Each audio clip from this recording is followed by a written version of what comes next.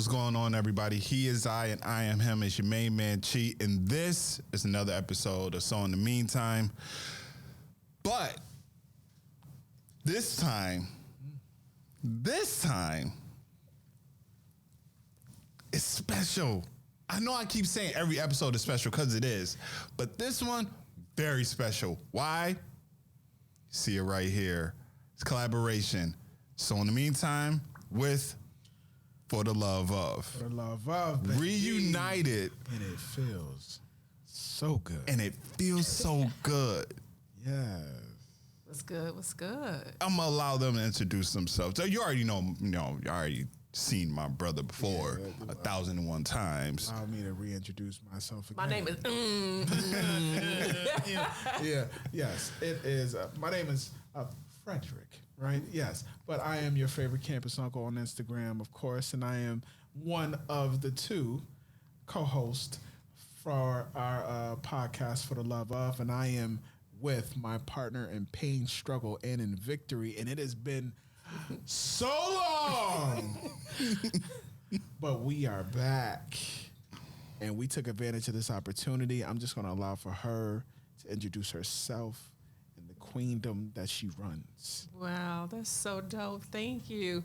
You know, anytime I get an opportunity to be with these two dynamic brothers, it really, just excites me, and it fills my cup so that it runneth over. So I am... So prophetic. I am Tamara McMillan, the Liberated Project chick right here from the east side of Buffalo. And, For the Love Of is a space where two educators on the record, and we really just talk about all of the things that are important to us and the ways in which we can move through conversation and creating a framework and fabric for our scholars, really to do a thing called what they want. And on the other end, as a professor and as a conduit, I help women do that, navigate what's next so they can do a thing called what they want. And we're moving past this idea of the fallacy of perfection and stepping into our boldness, one woman at a time. So here I am. Here she is. There she go. I can just sit back. I don't even need to say anything else. Like I'm a student again. We all are. And she thank you, for allowing us to be in your space and allowing us to, come on and just chop it up. This was a surprise for me. Yes. Yeah. Definitely was a surprise because originally it was just going to be me and Fred, and then he had texted me like, "Is there any way you could set up a third one?" And I'm like, "A third? Like, yeah, but who you talking about? What you talking about? What you talking about?" And then he told me, and I was like, "Oh, no doubt, like, no doubt, right? Of course." Yeah, the love. There was no way in which we could, or I could, withhold such a surprise. Let me tell you how this actually happened. Right. So late last night, I'm practicing my craft. Right, up here. Which we're going to talk about that. Okay. We are going to talk about that.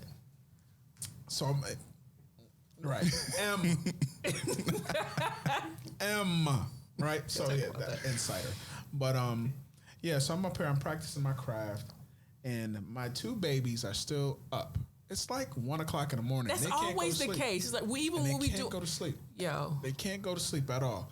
And they'd had 2 little things of melatonin and still couldn't go to sleep.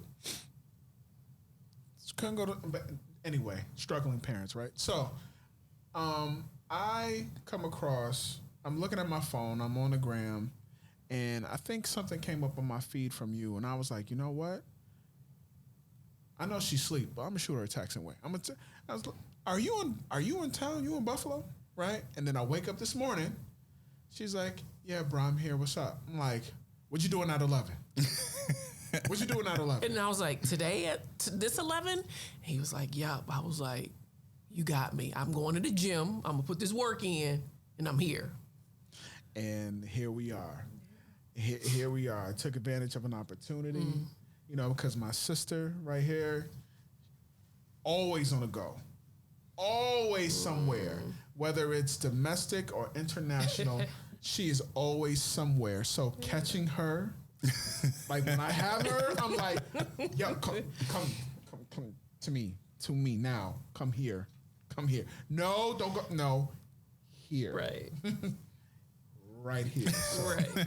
Here that's we are. how we are here now, and we are on this platform, and we ready to go. We're ready to go.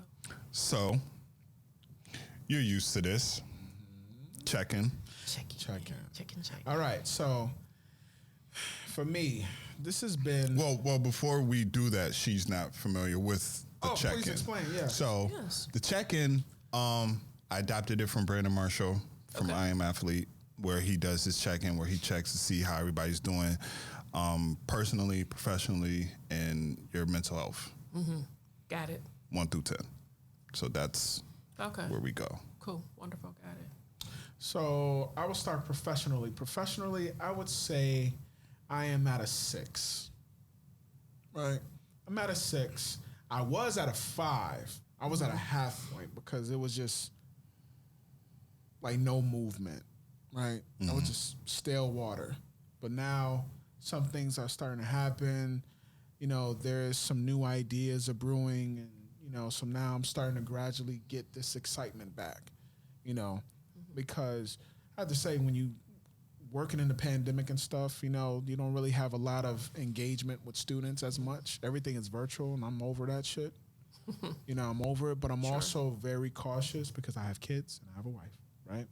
So, you know, but I'm very excited that the department that I work for on our yard, right? Right. Is going back in person this summer. Yeah, I know. Right. So, and I'm thoroughly excited about that because I get to live and breathe and be who I am. Like I'm already that, of course, but now I have an audience. It's not behind, you know, a That camera. square box. Right. Yeah. You know what I mean? So professionally, I would say 6 and climbing up. Personally, oh man. Personally, I would have to say I'm maybe at an 8. Maybe at an 8. And I'm a strong 8 because I'm starting to get back into what I love to do. Right? Like, you know, the potting again, right? And now getting back into my God gifted talent of just like sketching and drawing and art and oils and paints and all kinds of stuff. Like have you ever heard of the store, the Hyatt? The art store, the Hyatt? My man, listen. Listen. Watch out. Listen. So the Hyatt is an art store for the artists, like the real artists, right? Like you. Huh? Like you. Yes. And I went prior to, they used to be on Main Street downtown. They moved. So just recently, I was going downtown to go to the Hyatt, and I'm like, yo, where the hell is the Hyatt at? Like, what happened? It's like, oh, they moved. Moved to where? I go on Google. I'm like, where's the Hyatt at? It's like, it's on Elmwood. I'm like, oh, right near LA Fit. Okay, right near East Porter. Okay, yeah, all right, got cool. it. So during my lunch break, I go to the Hyatt. It is literally the LA Fitness for art supplies. Wow. It's that huge. And when I tell you, like, you know how all of this, like the gadgets, the microphones, the wires, the tech, you know, the Apple Studios, right? All of that, you know how all of that just like gets you giddy? When I went into that store, it was like my face was drawn like anime with the big eyes, and I'm just like, you know, because Did you make it out on time? I was in that store for 30 minutes.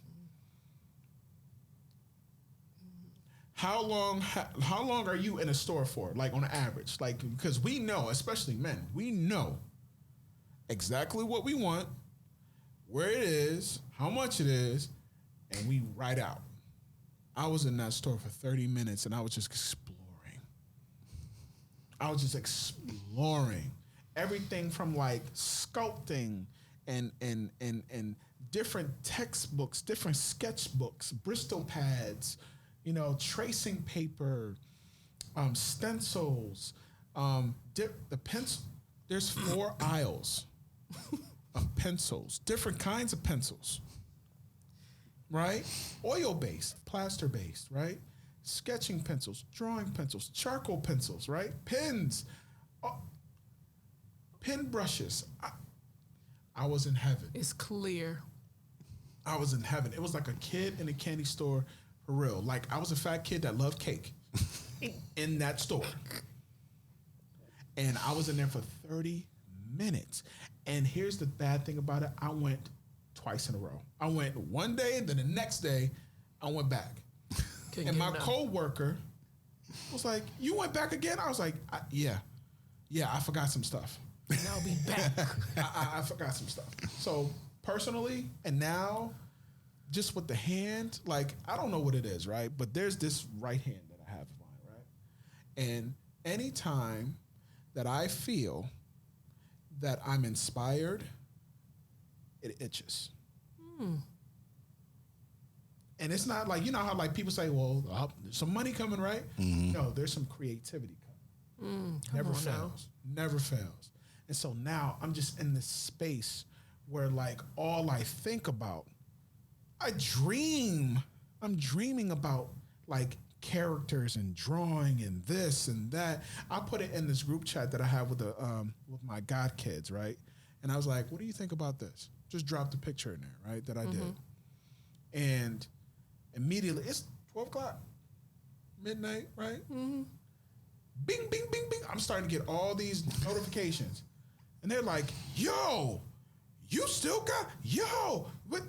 Franklin, Badija, Franklin was like, yo, Fred, you should take your art and you should do like pins, like the little pins that people put on hats and the jean jackets and stuff. Jean jacket. He's like, you should take that and do that and sell it. And I was like, I never thought about that.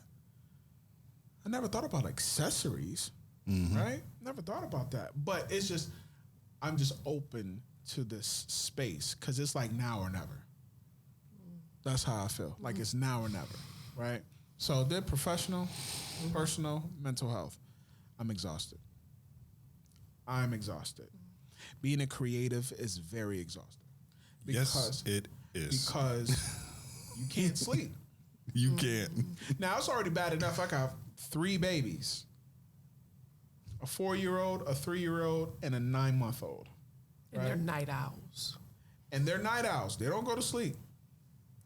And I have a wife, right, who is 4 jobs in her own business. So she's extremely, all over the place. Then I have a 14-year-old who is 6'2", 6'3". Now doing a basketball thing. He's up and climbing like he's the next big thing in Buffalo. Guarantee you the next big thing coming out of Buffalo. He just shot up like pow. Tamara. I saw the picture. No. The picture does no justice. It doesn't. He will walk in here, Tamara, and you are looking up like, what the hell? I'm like what happened? I'm like this. But trying to manage a home, trying to find time for my craft, I'm really struggling trying to find time in the gym. Like the gym is a major priority for me. Major priority for me, right? But who wants to go to the gym at 11 o'clock at night, right? I mean, I will, but I find like if I go to the gym at 11 o'clock at night, I have to do so much to get the best out of me. Yeah, because you've already expended yourself. Right. Dwayne goes. So, yes, The Rock does, but that's all The Rock does. The Rock goes to the gym twice or 3 times a day. Yeah. He does a fasted cardio at 4 a.m. Yeah. 4 a.m, and then at like 10 o'clock in the morning goes and does the clanging and banging. I realize I'm not The Rock. I realize that.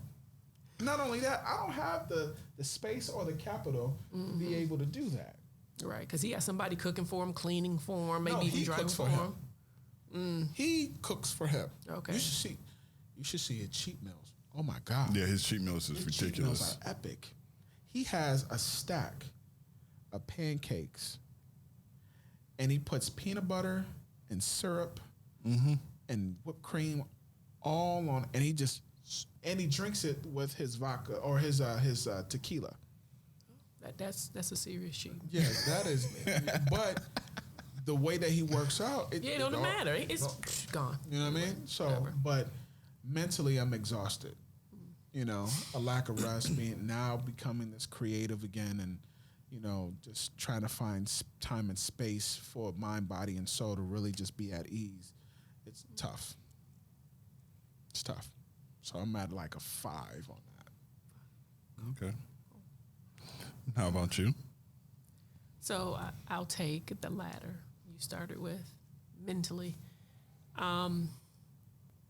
Probably the best mental strength that I've ever been in my life. And for me, when I began understanding my craft and the ownership of the way in which I was supposed to show up in the world and share my artistry with those that were supposed to connect with it, I understood that in order for me to be able to always have my light on, and my light in a way that, again, attracted individuals, like we plug into one another, I needed to be mentally locked in. So I have my morning masturbation, my daily routine, and I commit to taking care of my mind before my feet hit the floor. So that looks, very different, could look very different, each and every day, but I make sure I'm taking care of my mind and I'm tapping into myself. And one of the things that because I've talked about it on one of our segments, and you probably remember, from 1998 to 2020, I didn't have a TV in my room, right? Clearing space for me and clearing my mind. And I think that's part of why we have some of the challenges we have with our young people now, because they have so much press coming into them and they don't have anyone helping them pull back the layers. So their mind, they're thinking everything that they see is real when there's nothing but a distraction leading to destruction. So mentally, I'll say an 8, still some, tightening up I can do in terms of that. So I would say 8 in that space. Now let's go professionally. Professionally, I brought on a VA to the team. So my team of 3 now, I'm really dope. Like, I have people on the team on the payroll. I'm like, look at you, Goro, from the projects, right? Who would have thought? Who would have thunk it? So, just did a rebranding. So for anybody that's been following, listen, the website, the imagery, the logo, the colors, completely different from anything that I love I've the colors. Right. And so, bruh, these were colors I would have never picked. And that's why I love it. These are colors that I never picked. So I brought in, a marketing person, to look at the company, and then have the women who's a part of the tribe to talk about what they enjoy about Empower Me. And it came out. So we've been killing it. We've been launching, and, we're getting ready to do a virtual day party because it's Women's History Month, and just celebrating our boldness. So, professionally, I would say 7, because now it's about the conversion. It's about looking at the content and is it really landing in the space for the women that are the ideal constituents who will understand the importance of tapping into a diverse community and knowing that collaboration is the new competition. We're not here, to be pitting one another against each other and, shaming one another. We're soft quagmire to come in and get it wrong for the benefit of getting it right, i.e., let's celebrate your boldness. So I can sit here and listen all day. I really can. Thank you. So I would say a 7 with the professional, because, there's just still some things that, we're trying and we're learning. And again, as we all know, as creatives, that's what it is, right? We try something, we assess it, we look at it, and we talk about what it is that we liked, what didn't we like and why, and then make the adjustments, and then guess what? Rinse and repeat, right? And then personally, Personally, it's weird, right? So because I believe a lot of times there's not that much distinction between my professional life and my personal life because they come like this. But personally, I'm good. Like, I'm here. So let me say this. Personally, it's great because I picked myself when it was when it was difficult to do so. Right. So I walked away from six figures. You know what I'm talking about? Yep. I walked away from permanent appointment, right, with the state. Yep. Picked myself, relocated, sold the house, right, picked myself. And a lot of times when we're talking about these distractions, for me, time is the new wealth, right? So I have the liberty to move about as I want. So what you said, you know, I'm here, I'm there, and there. So my daughter just accepted this dope position with the Department of Homeland Security, and she's basically on her transition. So she's in Brunswick, Georgia. So we traded spaces. That's where they train. Flexi, right? So she's in Brunswick, Georgia. That's what's up. And because I had, again, tapped into me and stacked the deck in my favor, and had the time so I could be here to support her and Michael, you know, with the baby and then the transition of the house, because June 1, she got to be in DC. She thought it was originally October, so I could physically put me in Cairo's orbit and still not lose anything, right? Yeah. So personally, I think I'm like, yo, that's pretty dope, because how many young, you know, Mimas, right, you know, have been able to be in a position to do that, and had I not picked myself, I wouldn't have been able to do that. And that's what boldness is, standing in the gap as someone navigates what's next. So personally, I would say 8, and I'm saying 8 because, you know, I still, you know, am wanting to date. I'm not dating, but, you know, I have a lot of stuff going on, finishing, you know, the doctorate. And, you know, I like to have my booty rubbed, you know, every now and then. So, you know, so I'm very available. So shoot your shot, right? I'm blocking them. I'm blocking. Wait. So my bruh, he is so protective. So I was I've been in a lot of places, but I was just in Mexico in January. Jesus Christ. He be sending me text messages, get off Instagram. What the fuck are you doing? Exactly that. I didn't really. He literally said, what? Tamara, stop. He said, no, stop this shit right now. Stop it, right? So I'm Mima. Right. Mima, what are you doing? And I'm like, living my life. I'm doing a thing called What I Want. So, yeah, I love that. Every time you say that, like, that's the goal. That's the objective. Doing that thing called What I Want. Yeah. That is the goal. It is pretty sexy, I'll tell you. Yeah. And that starts with a mindset, right? And that's why I started there, right? And then not only if that's for everybody, every day. So if you don't have a daily routine, if you don't have a mantra that you land on, get one. And even if you're not certain of how you want it to start, pick some lyrical content from your favorite song, a poem, a Bible verse, something, and then begin developing your own. We live in a very noisy world. We do. Very noisy world. The first thing these kids are doing is they're picking up this glass device before they're brushing their teeth, washing their face. Talk about it, Carter. Carter. Princeton. Picking it up, and they haven't even dealt with their minds. So what happens is, when you haven't put time and space in between that, how do you know if it's real or if it's Memorex? Mm-hmm. And most times they don't. So that's me. What about you, Chi? Yeah, follow up. Well, personally, I'm at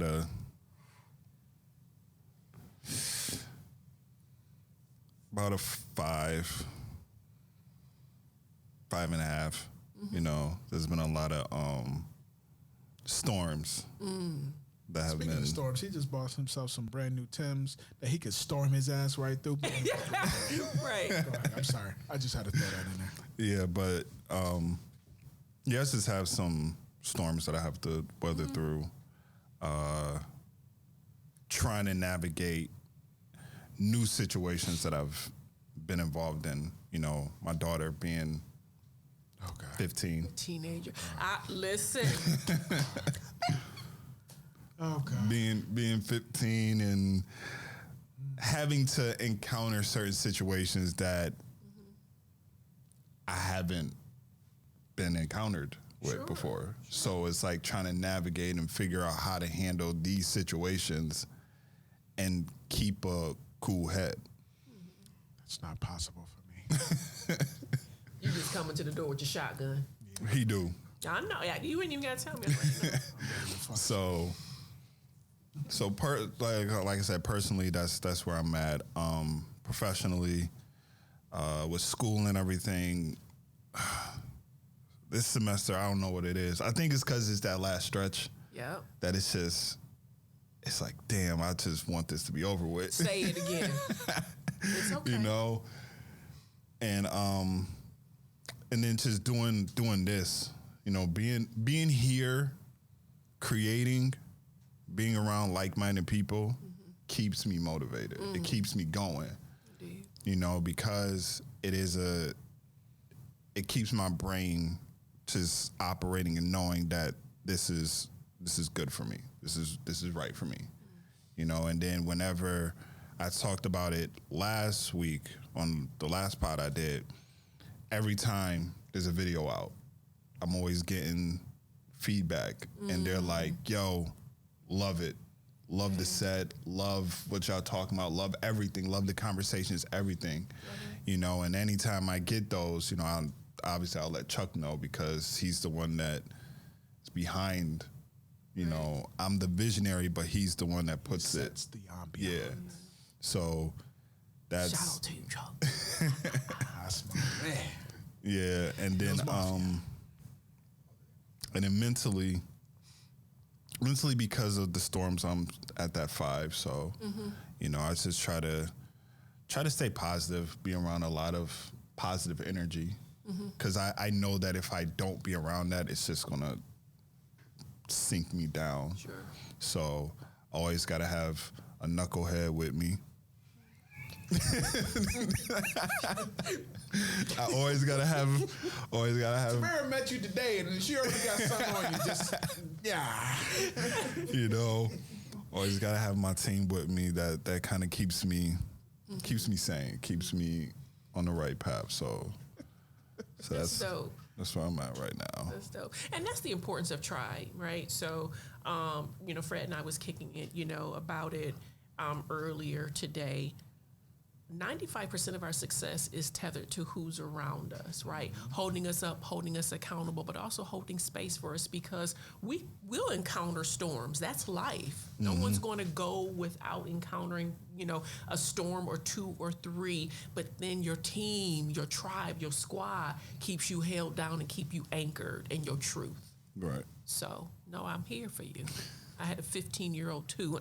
I'm like, Jonte. oh God, I got. Yeah. That's all. That's all. At least we only got to do once. That's all you need to do. Just, man, you got some time. Listen, You got some time. So. listen. Well, just think about it like this. I'm not ready. I've been through it, so now when it happens to you, You can laugh at me. no, I'm that phone call away. You gonna be like, what you gonna do, nigga?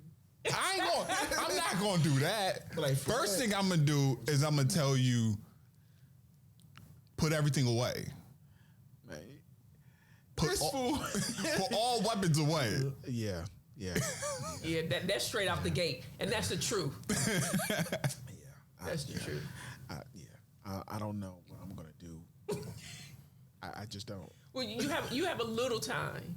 You do. You have a little time. Okay, all right. You do. Yeah, ladies and gentlemen, I have a 4-year-old who thinks she's 21, and Literally. she is literally, in my mind, the prettiest girl I've ever She in is my adorable. life. I love Like, her, everything about her. And Chloe is right there, right? Chloe's my youngest daughter. These two already are like just plucking my nerves, like just with stuff. They're all like already You know, like there's this new movie that just came out on Disney. It's called Turning Red. Oh, I saw some of it Right, yesterday. with it's a The panda bear business. Right. My daughter loves this movie. You know why she loves it? She loves it because the daughter ends up defending herself against her mother. Sierra was like, "Oh, really?" It sounds just like Sierra too. Oh, really? And Carter's like, "Yeah, Mom. Yeah, this is me." I was like, Lord. I had a Cosby moment. It's like, Carter's getting ready to be skinned alive. man, listen. And then here go Coco. Coco looking at her like, I'm over here. and then I have Princeton. And Princeton, listen, Princeton emotionally is like me. Very sensitive. Pays attention to everything, right? But he's also like Charles, where like Princeton can get in a bag and stay in it. He'll stay there. And I don't know if Charles ever shared this with you. Uh-oh. But when Charles is like in a bag, there's certain things that certain indicators that he lets everybody know that he's in a bag. Oh, right? okay. You know, like Your warning signs. he plays certain music, right? He's on a game, door is closed, like he's focused, short answers. Biddy reminds me of him like that. Because when Biddy's in a bag, Biddy, can you go? No. You wouldn't even finish the sentence. I'd be like, Biddy, come here. No, you're not my best friend no more. I'm like, it just kills me. I'd be like, oh, Biddy, what? And then, but then he'll go in his room, and then you'll hear the iPad. And the iPad, you'll hear certain things playing on the iPad. And I'd be like, okay, yeah, he's in a mood right now. You gotta let it breathe for a little bit. Just let it breathe. Let it get some air. And he's 3. That's what that's that part. And like he's that 3. part. He's 3. Wow. You're dealing with 5. I'm gonna have to deal with 3 of them. Yeah, right. Yeah. 3 of them. Look, that ball gonna be gray. My bald head. That's gonna be gray. It's gonna be gray. I ain't got no hair, so the head's just gonna turn gray. The ball gonna be gray. My whole beard's gonna be silver. I'm gonna be looking like a silverback gorilla. Look at that, silver fox. So, yeah, but So, cool. All right, we ready to get into it? yeah, what man. you got? That's us. That's In our the check-in. meantime, between For time. the love of, here we are, baby. Yes, You know what I'm saying? thank you again. This is And gonna we be ready. We ready to chop out some stuff. What we talking about today, Chi? Okay. Well, recently, Netflix released a trilogy. Kanye. Hope it's better than that shit that you just showed us on that phone over there. That was that is some next level shit. No. Tamara, you can't even, I'm not, we No. won't even show No. Tamara. nope. We so won't let even me- show to Tamara be like, Nah. oh. oh. Kick me out. Kick me out. Oh. No. Is that, what? Oh. Yeah, that's the next level stuff. But Next anyway, level. But go ahead. Yeah, so Kanye, Kanye. Genius, Yes. you know, that was the name of the Netflix special. Okay. 3-parter documenting pretty much his rise to fame, glory, wherever you want to refer to it as. But it was very in depth. Like it really told and showed a lot of who Kanye is. Who he was and what he transformed into. That's what I kind of got into. Okay. Now, folks, I don't mean to cut Charles off because I'm going to let him lead this, right? That was my Kanye moment, right? That was my Come up on the stage. You won't that's my deserve Kanye- this. Yeah, but no, Tamara hasn't seen it. Right. Nah. So we have to educate Tamara. So they're bringing me along for the ride, right? Yes. So that's what a tribe and a team does. So, yes. Back to you, Chi. So what did you Fred, what did you take from it? Well, wait, before we get into that. Okay. The span, like, so It's pretty. it started when to when, like how many years of his life as he was, It started off when he was trying to get signed. Okay, so approximately what, maybe a year or 99, 2000. 99, 2000, and then it went all the way until when current day. Yeah. Present day, yeah. Yeah. Well, yeah, present. So about 19, 20 years Yeah. it covered. Yeah. Yeah, Okay. because it's unseen footage. Because he had his, I don't want to consider him his best friend, but it was one of his close friends that was documenting his just everything His that they journey. were doing. Yeah. Okay. You know, so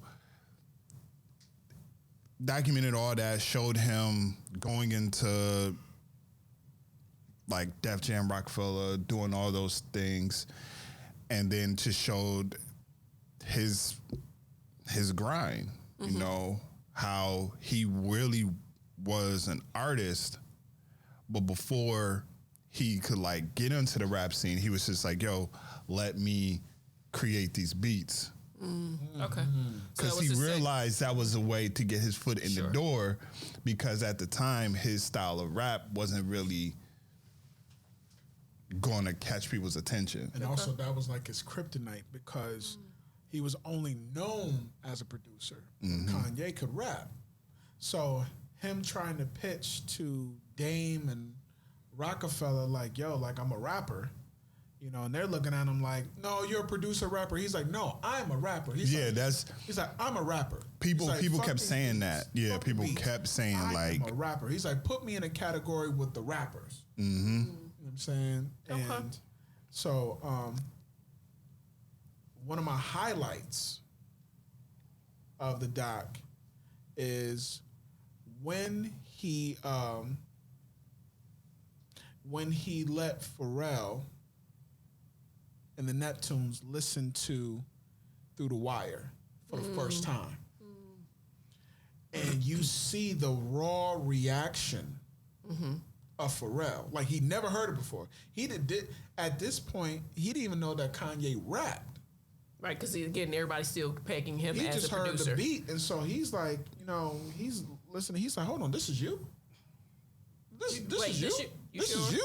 And he's like, yeah, this is me. And like at the end of the song, Pharrell was so overwhelmed, he left the studio and walked out and was just like, yo, he's like, that's the flyest shit I heard in my life. He's like, you're my favorite rapper now. Wow. Like, gave him the cosign. Now here's another hidden gem for those that follow Kanye and was actually listening or watching the doc. During this time when he recorded his first album, he didn't have any studio time. yeah. Rockefeller didn't pay for no production on his first album. So then, how did he produce it, and where did he produce So it? what he did was, when he would have sessions with other artists, he would Do his after. do his right after. Okay. Or he would have to ask, like, so the day he met Pharrell, right, in the studio, Pharrell was doing something with Ludacris. And he asked Pharrell, hey, can I borrow Ludacris for 10 minutes? Right? Can I get some studio time from you? So he's borrowing studio time from different artists. Right? And mostly he produced his album in a hotel. In his hotel. And he had, just like how we have a setup here, he had a sound setup in his hotel. Right? He did, when he created Jesus Walks, that's a story in itself. Because it's like 3 different videos, 3 different music videos for Jesus Walks. Right? But And there's a story about it. I'm gonna say, but you also got to talk about how he wanted Scarface to get on, Scarface was originally supposed to be on Jesus Walks. No, what?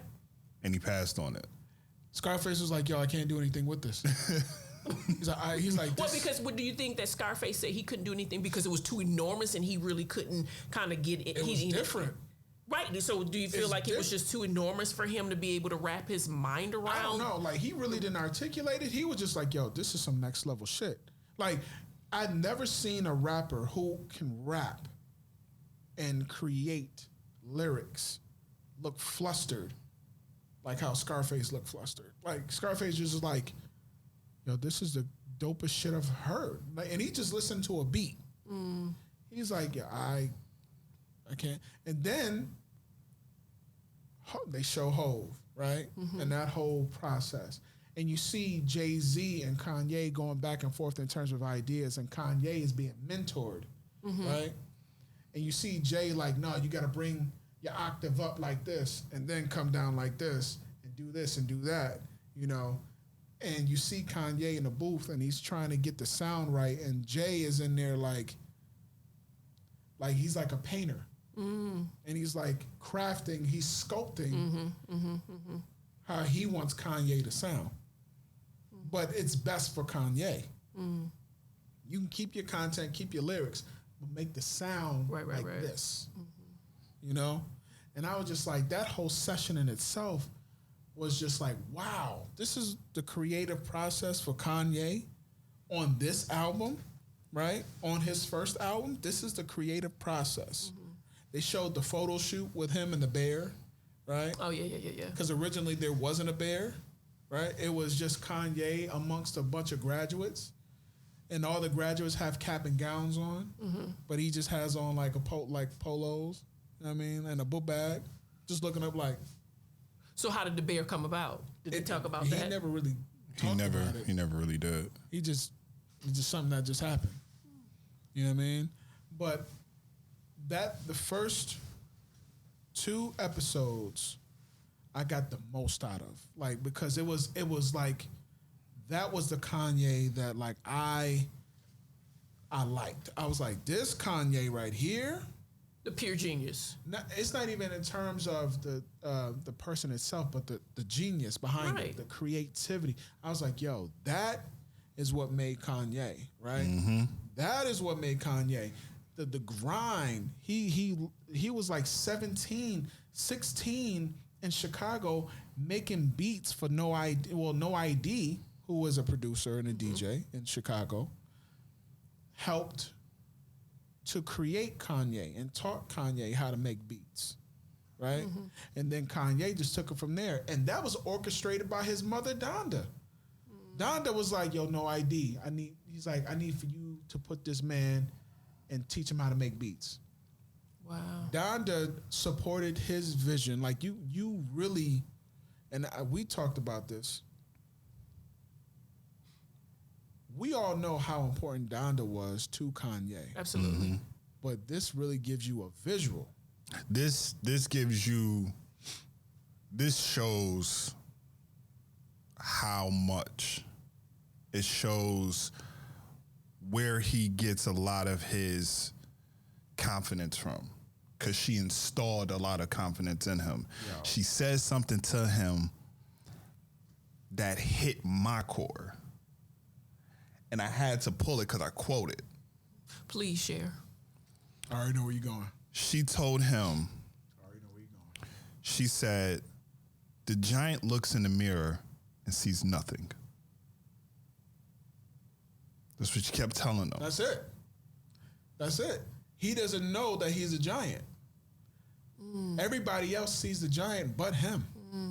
That's good. I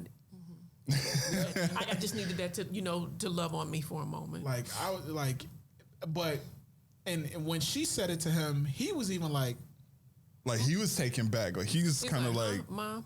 So since I didn't again see it, and we all know Kanye, and I instantly think about with that comment, and then Macy Gray saying "Make Kanye Great Again." Do you believe that was part of him coming undone? Since we talked about, personally, not personally, mentally. Do you believe that the death of his mother is a part of him coming undone? Yeah. Yeah, absolutely. Because when Donda, what they showed in the documentary also is that when she passed, there was a shift, right? And the person that was recording it, what was his name? Cootie, right? Cootie and Kanye, and there was another guy. They were like, right. They were like this, right? Very close. And he recorded countless hours of footage throughout the early years of Kanye, right? Because Kanye made it a point, yo, record all of this. Because he knew. Like sure. when he made Cootie come into the dentist Yeah. where he had to get the and recorded it. Even the dentist was like, "You're not supposed to be recording this," but it was like, okay, like you know. But so when Donda passed, Cootie made a statement where he was like, "Yo," he was like, "I don't think Kanye was ever really allowed to grieve because he was so pressed into work. Like he ran and hid and took shelter and refuge behind his work, and because of that, it began this transformation where like I don't want to think about my mother. I don't want to think about Donda. I don't want to think about this loss. I just want to make her proud." And so he got lost in that, right? And there was certain casualties. Friendships were gone. He started hanging out with a new crowd of folks, a whole new crowd of creatives, and obviously financially it was towards his benefit. But he lost certain things that you can't buy. Absolutely. Right? And I also think that what happened with Kanye is that he was exposed to certain people that Cootie and them, I think, protected him from. Right. You know what I'm saying? Sure. So, like, one thing about being a creative is that you keep an open mind on everything. Defer judgment. You know what I mean? But there's reasons why you don't tap that well. Right. Don't go over there. I know your mind. Don't go over there. He went there. He went to places where he wasn't supposed to go. And I think with that, it kind of fucked up his mental state. You know what I'm saying? So now do they go, talk about some of those places that you believe that, possibly, impacted him mentally where, although, he's still a genius, we know that, again, through the rants, through all of the things that we've seen. They show the rants. They show all he stuff. was on that it impacted him, in this negative light. I don't think they ever really showed, because I think immediately when Cootie said, when Donda passed, he was like, people know Kanye, but I don't think people were going to understand who the Kanye we know is. Right? So to me, that tells me that they knew that Kanye already had like some issues. Right? Like he was, I think the mother contained this She kept him grounded. The mother kept him grounded, right? But when the mother was gone, now there he's was no untamed. protection. There's no. It's like a wild and trying to domesticate a wild animal, right? And then finally, Donda, being the person that kept him domesticated and grounded, is gone. So now she's not there. He's out in the wild, and out in the wild, like I'm just out here. This is who I really am. Right. So to that, do you believe that who we see now and who we are exposed to in terms of that side of him, is that really who he was, and his mother knew it, and she just again kept her arms around him as parents do, because they see that there's something different about my child. There's something that I need to be able to say, okay, I need to protect you from this because you don't have the tools right now to be able to deal with the enormity of. I totally agree, and I think even despite these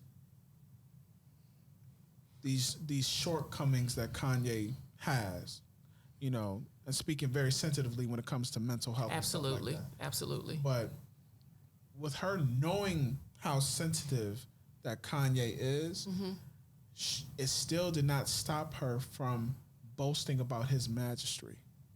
Well, every given moment, she is like praising Kanye.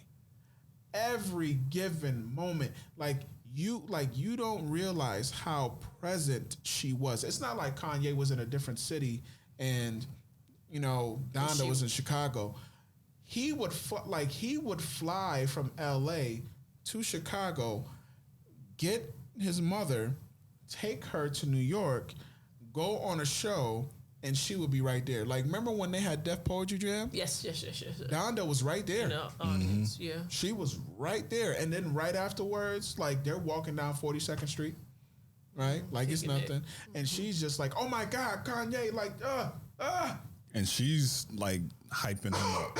Yeah. Like, she's turning around, letting everybody know all this stuff, like, saying like, boasting him up. And, like, you know, it really did show a lot for me, you know, seeing that dynamic, seeing that relationship, seeing how much she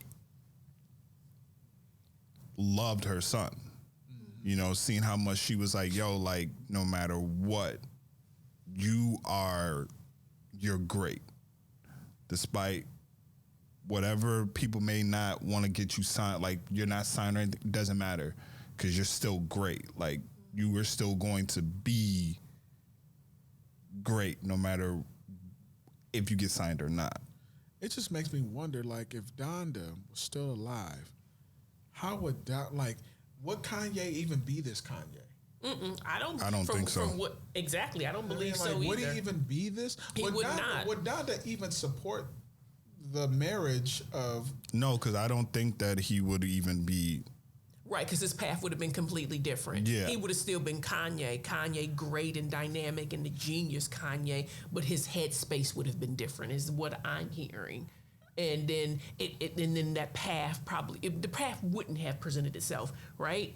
Because our life plays out, right? And these things come into our space for us to deal with them. And because, to the point, he didn't have the opportunity to, you know, properly mourn the death of his mother, Donda. And then he ended up in these other places, and the wonderment of it and not being able to do what? Really put his arm around it and deal with it in a way that was going to be best for him mentally, physically, psychologically, and all that encompasses him. Then he come into contact with other individuals, right? It's crazy In the because an afterthought that I had about the documentary was I was thinking about, like, how the industry, especially when you become successful in the industry, meaning like you're pouring in money. Sure. The shit that you're exposed to, how easy and how accessible things are. Right? Like, it's like, you ever wonder, like, when you go to the Oscars or the Grammys and stuff like that, you know, and they're all dialed up and stuff, but have you ever asked, like, what happens before they get to the red carpet or what happens after, like, they receive an award? Do you know what happens? There is, like, a little suite or lounge area, right, where there is, like, the Louis Vuittons and the Pradas and up-and-coming artists and designs and stuff are giving these people shit for free. But it's not just merchandise. There's drinks, there's drugs, right? Everything that you want for free. You know what I'm saying? It just makes me appreciate the fact that, you know what, maybe I dodged the bullet. But that's where, again, I'm elated that, you know, she, you know, asked us to tap in, right, to share where we are professionally, personally, but then more importantly, mentally. We've seen numerous individuals, athletes. We've seen numerous individuals, actors and actresses, you know, people that have money, you know, come into or that grew up with money and not be able to handle the enormity of all of that freedom. Come on, let's just talk. You have to have your head on because the pressure is real. Oh, no, just try this. Oh, no, just try this. Oh, no, just try this. And being able to stand in your own space and be like, you know what? I know me. I ain't a real drinker. All right, I'm a kindergartner, right? I need to have some, you know, some orange juice and some lemonade and some stuff in there to wear it down. Brown, what? I can only do one at a time. Yes. And then I've had, again, 3 drinks is my limit. You have to know your limit, but that's, again, no says, Socrates, thyself thou must know. If you can't master yourself, you can't master anything else. But I think Kanye knows who he is now. And guess what? I believe that there's a part of that is true as well. But I think some of the things that maybe he do know about himself, he hasn't been able to properly, not necessarily contain, but properly really use it as an outlet for. You know who. All right, the Anne Frank Project, right? Yes. Buffalo State, right? Sure. You ever heard of Joseph Campbell's The Hero's Journey? Of course, I love that Listen. hero's journey. The hero's journey is a cycle, 12 steps broken into 4 stages. right? And it's a cycle where a person goes from a mindset of or a circumstance where things are not realistic, right? So, like, say you want to go to college, right? Right, and we already know your story about college, right? You should tap into that. But We will. it goes from someone who doesn't want to go to college because the environment around them is saying, no, don't go to college. Oh, you don't deserve that. No, don't do that, right? But then you have college itself telling you, no, come on. It's greener on the other side. Come on, right? So finally, the person steps into this and goes to college. And then when they go to college, right, these barriers or these guardians that were telling you, no, don't go there. No, don't do this. No, don't do that. No, right? They're gone, but now you're met with new levels and new devils, right? So now you're in college and you're in a space where these new levels and new devils, they provide resistance. And now you're in a catch-22 because you're like, you know what? I don't know if college is for me. College, I don't know if I could do this class stuff. I don't know if I could do this. And now you're trying to convince yourself to opt out, to quit. But once you get past that, now it's like you're conquering, right? Like you got past the deep trenches, and now you see the light at the end of the tunnel, right? And so now you conquer, you achieve, you become this scholar, this student, this graduate. You become this, right? And you achieve, just to go right back, and now there's another thing you got to conquer. So it's a constant cycle. That's Kanye just made me think about the hero's journey, because Kanye, when we first started, 17, 16, 18-year-old Kanye, he's in the beginning stages, and there's all these guardians saying, you can't be a rapper. You can't be this. Stick to producing. You can't do that. And then finally, what does he do? He defeats the odds. He produces his own album. He ends up stealing other people's studio times, and now he ends up becoming this rapper. Right. But now he becomes this rapper, and now he's exposed to new levels and new devils. Well, yeah, that's in the atonement stage, right? So it's the first, we all receive the call, right? We all receive a call into our greatness, into our genius, right? Not everybody accepts the call, but when you accept the call, you have to separate. Got to. So, right, there's the separation. And in that separation, there's the narration of, oh, my goodness, I'm here now. Do I really have, what it takes for me to be able to be this genius, right? Then we go from that stage. Well, yeah, of course you do. Then it is the atonement, right? So we have to atone. You have to walk through this dark cave by yourself. You can't take Donda with you. You can't take your mother, your father. You can't take Chi with you. While you're walking this, people gonna start being like, "Yo, you act different." Yeah, exactly. And then different. And then in the allies, and then sometimes those individuals that seem to be your foe ultimately are your allies and your things. And the allies you believe they actually to converse, and then you get past that atonement, and then you return to the projects, as I like to call, with the elixir, because you were able to make amends for it. And then it's cyclical. Make it out. And it just you keep now going starts something else. So it's dope. It really made. Now I'm thinking about you. Really dope. I'm thinking about you now. That's a whole different conversation. That is it is, but it isn't. You'd be surprised. No. What I'm saying is, it is. When you said it's whole different, like it's different conversation. Okay, I'm saying it is, but it isn't because this goes into my love-hate that I have for him. Yeah, I have a love-hate relationship with Kanye. But mine's is different, though. Mine is different. This whole podcast is about to be about Kanye. Do we have time? It's about to be. Do we have time? It's been an hour. We got a few more minutes, right? Yeah. Let's a few more minutes. This is just Kanye. Go ahead, go. Kanye is the one artist that I feel like I can relate to the most. Not Joe Budden.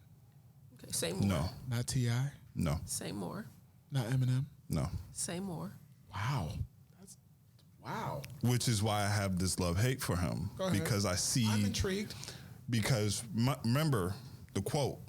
Yes. The giant looks in the mirror and sees nothing. Right. Got that. Caught it. Everybody told Kanye can't rap, can't be a producer. Or you're just a producer. A teacher said what to my mom? Oh man. Yeah. I'm gonna let you share that. that makes me pissed because I have a similar story too that my mother shared with me. But I'm gonna let you share that. Go ahead. Teacher once told our mother, I wouldn't amount to nothing. College, he might college. Was it a white woman? I couldn't. She wouldn't tell you who it was? I couldn't. We will have to get her here. You know, as a social scientist and as an educator, you know, I'm always thinking. But again, because they're studying, but nonetheless. Okay, so one of your former teachers. So what that did is that hindered me. And so she said this to your mom. She didn't say it to you. No, and then your mom shared it with you. Yeah. Okay. But it put those weights on. It put weights on me. It put a shackle on me, where anything that I may wanted to do, I never did because that always played in my head. That's the medulla oblongata. No, that's the. For example, amygdala. I teach that. Arguably the fastest person that you know. I'm arguably the fastest person. He can attest. Like, in terms of like running, like yes. Okay. You thought you could beat him. You got smoked. Charles has long legs.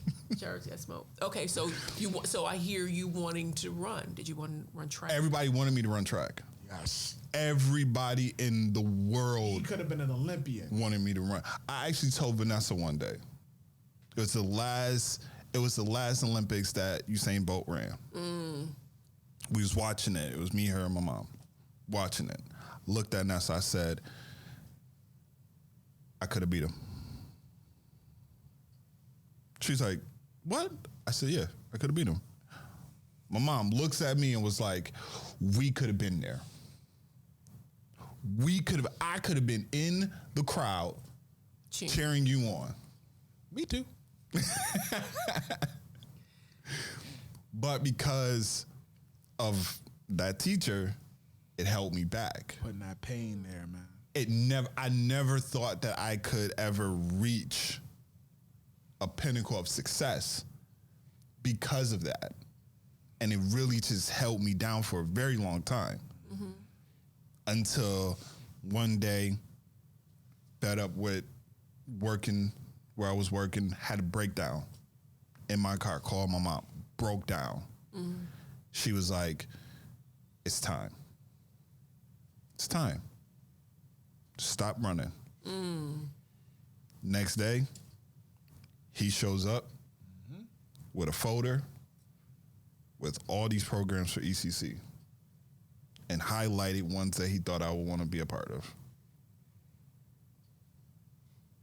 Week later, I'm at his house applying. Yeah. And that was a struggle. That was a struggle bus. That was a You struggle. didn't have your bus. helmet and your knee pads on. Man, because he's just like, what am I doing now? What is this? Why am I doing? I don't want to do this. I'm like, yes, you do. Just do it. So was it, so inquiring minds want to know, right? In the meantime, right? Was it in the back of your mind, you knew you wanted, so you know, you're telling your brother, no, I don't want to, but was that your defense mechanism protecting you from possibly failure and not getting it wrong? Yeah. Man, I have a similar story too. My mother just shared this with me. So when I was in the 7th grade, and you know, 7th grade, that's when you start applying for high schools in Buffalo, right? What are the top 3 high schools that they tell you to apply for in Buffalo? Well, it depends on who's talking. Hutch Tech, City Honors. City Honors, And McKinley. and McKinley, right? I was like, no, I want to go to performing arts, for art. She's like, okay, let's make that happen. So I put together like a portfolio. I go in for an audition. I remember. And they sit me down in a room amongst a group of other perspectives. And it was like, draw that chair. Drew the chair. Right? You know, raw talent, you know.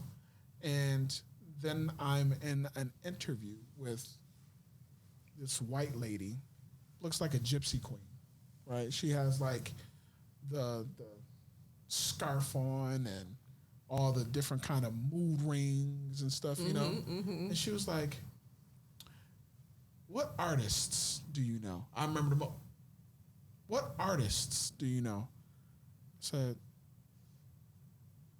well, besides myself, like, what do you mean?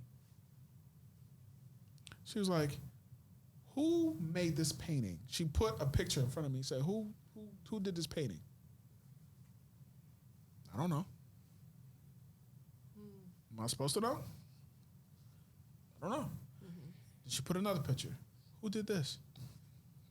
I don't know. I don't know. I could draw it though. Right? And she was like, she asked me those 2 questions. She was like, okay, you can leave, right? So I leave. We get a letter saying your son was not accepted in the performance. My mother calls, and my mother's like, who's the lady who said that my son? And so she calls, and the lady says, well, you know, we didn't accept your son because he didn't perfect the things that we're looking for. She was like, well, what are you looking for? She was like, well, you know, certain techniques he didn't perfect. She was like, you told him to draw a chair and he drew it in front of you. You've seen his portfolio. His portfolio is better than most of these kids in here. And you know what she said? She told my mother, well, he's not good enough, but he can join our choir. He can go to school for singing. And my mother literally, like, she just shared me. The only part of the story I knew was the fact that I didn't know the painters. She didn't share all the other stuff. And I didn't realize how crippling that was to my confidence as a young man who was like 12, 13 years old, who all he wants to do is draw, right? Same thing with you. Like, you know, you have somebody, you're graduating and someone tells you, oh, he ain't gonna be shit. He can't do this, right? And now it sticks like glue to your psyche. There's a thing called the amygdala where it stores like all these crises and all these pains. And every time that something comes up, you always are reminded of this pain. And it prevents you from moving forward.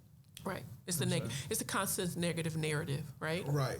So I understand and it's funny because 2 brothers both had traumatic experiences like that kind of prevented us up until now to move forward with gifts that we have, right? So in relation to Kanye, what's the right? So you love him and then you hate him.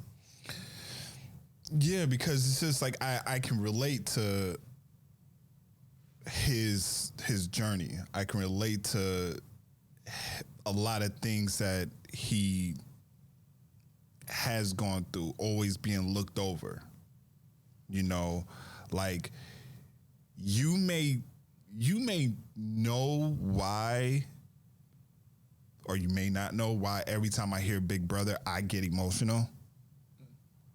Because if you listen to the lyrics of Big Brother, it literally speaks to how I feel about you. Oh shit! You gonna make me listen to this damn song right now? I'm gonna have to listen to this with a different ear now. Yeah. My big brothers who I always inspire to be. Oh, come on, Charles. Don't I know, right? don't do this shit right now. Can we cut the camera off? Don't do this right now. Let me punch this nigga in the face right now. Right, get mad. No, But go no, ahead. but I'm serious. Real. It's that song. It's Hey Mama. Oh yeah, Hey Mama's a good one. Like I listen to that, and every time I listen to it, I break down. You know, because in the chorus, he tells her, "I promise you, I'm going back to school." And I kept telling my mom, because she kept every time job opportunities come this time, she'd be like, "Go to school. You need a degree." And I always, all right, I got you. Promise, I'm going. When I received my diploma from ECC, I gave it to her. I said, "This is yours." Because you never gave up. You know? Donna never gave up on Kanye? Right. So that's the love. That's the love. I don't want to call it hate for him. It is a strong emotion. But the dislike is because I can, in a sense,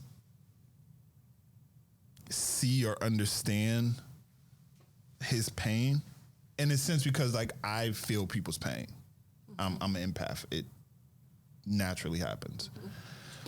So when I see the stuff that he's doing, and it's like you can look at him and you could just tell he's lost.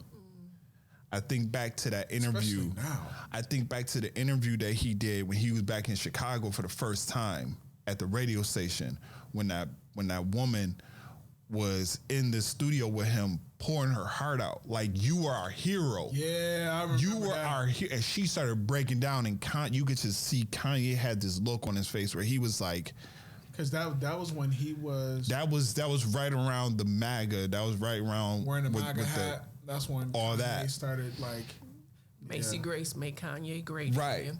Okay. But when I watched that and I seen it, I was just like, So was he stoic? Did he feel? Was he looking like he didn't care? Was something snapped. Was Something snapped in his brain where it was like, damn, like, that was like Donda talking to him. right. It was like, What would Donda say if she was disappointed to Kanye? And all of that came out. Like And that- it's kind of like this. There's times where if I'm talking to somebody and it's like a real passionate conversation I'm having with somebody, I literally feel a spirit come down and jump inside my body. And then my spirit is out and I'm watching this conversation take place. Okay. So that's what I feel happened. I feel like the spirit of Donda came into this woman and spoke to Kanye, and Kanye seen Donda and was like, "Oh my God, like, this is, what am I doing?" because prior to that, Kanye was trying to come with all kinds of excuses as to why he did this and why he said this and why he's supporting this, and she shut all that shit down with just pure, like, authentic emotion and reaction.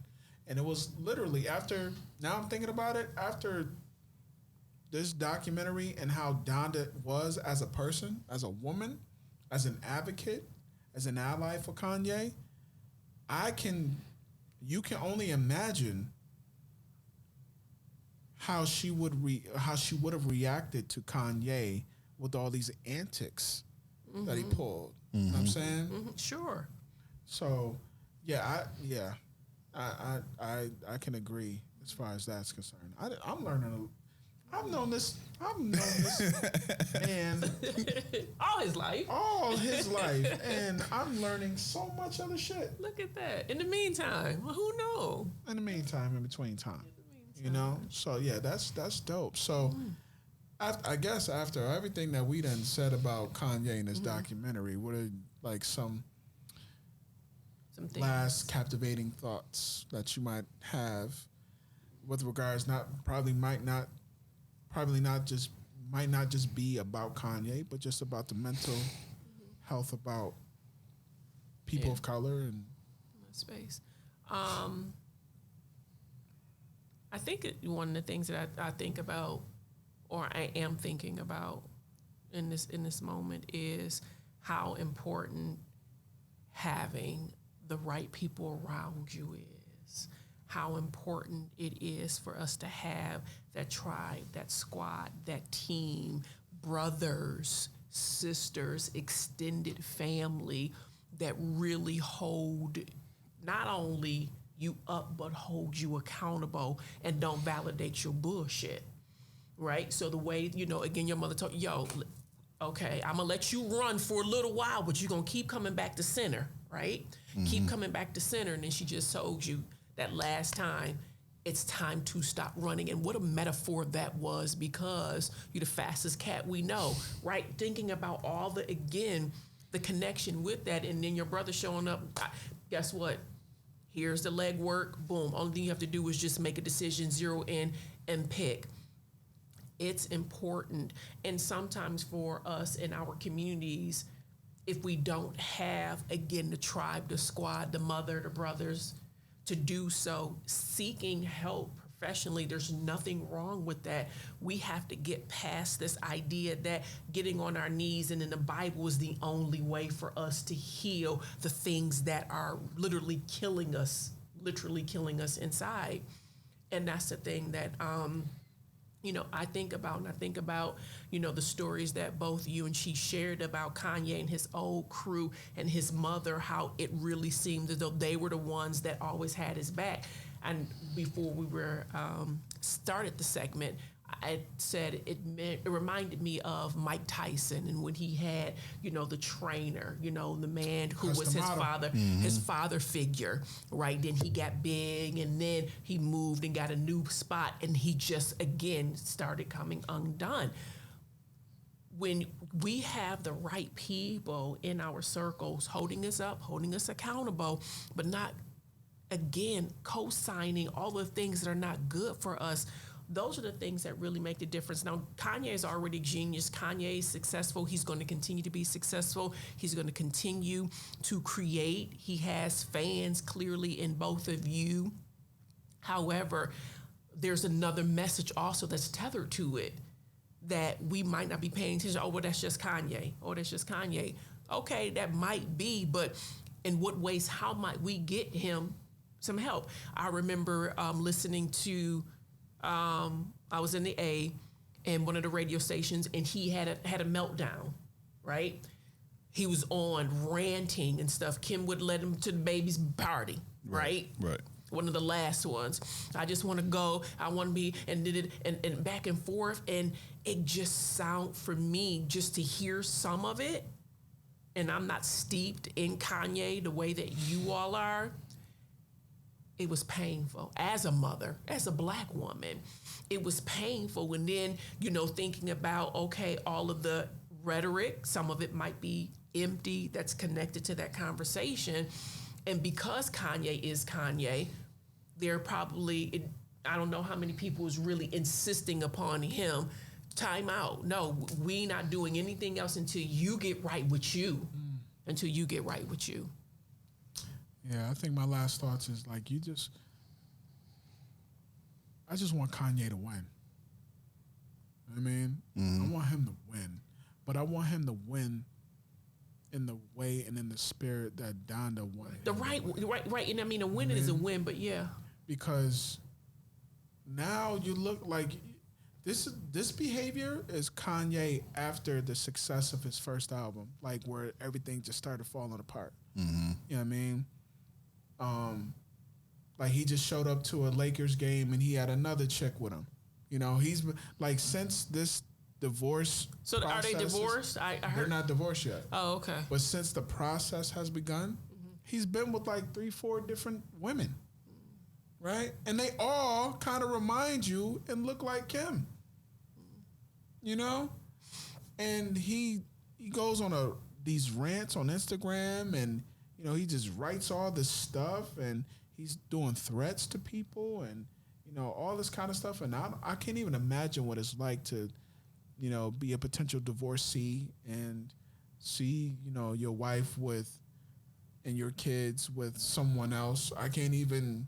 So she's with somebody else too? Yeah, she's with somebody else right now. Well, I mean, no shade. That's the Kardashians for you.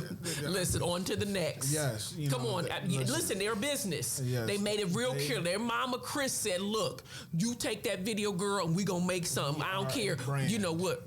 Listen, rain, shower, and all. Okay. Come on. No, because I was about to say, because you just said that, but I don't know if you heard about the backlash that she's been facing, Kim, because she was giving advice to advice. Yeah, she was giving advice, and she was telling women to, like, pretty much like get off your ass and actually put in work. Go get the work. Yeah. Go get it. Oh. And then you go right back to, what was it, 2000 and something? And then people are upset because they're like, you didn't put in the work. Like, you don't know what it's like to work 9 to 5 or doing all the stuff that you did. She put in work. It was a different kind of work. She put in that work. It was a different kind of work. She put in work. Yep, indeed. And then there's the juxtaposition. You know, you juxtapose it, right? I think that's part of, you know, as a woman, as a black woman who didn't grow up with a silver spoon in my mouth. Hell, if the spoon was in my mouth, it probably was a cracked plastic spoon. If I'm being right straight from the projects. Getting the lunches, the free lunches. Listen, okay. And didn't even realize until you got into education that was how they were determining. They really gave us free lunches in a box. Listen. Hey. Like cold bologna and shit. I know. Anyway, go ahead. Yeah. But realizing that our work or the work for us looks different. Mm-hmm. So I think we you know, the follow up to Kim would have been, well, what kind of work are you talking about, sis? If we being real, what kind of work are we talking about? So, but that's a whole nother segment in the meantime. So you finish your thought. Yeah, just you want him to win. I just want him to win, but I want him to win in the spirit of Donda. But the pessimist in me thinks that that's long gone.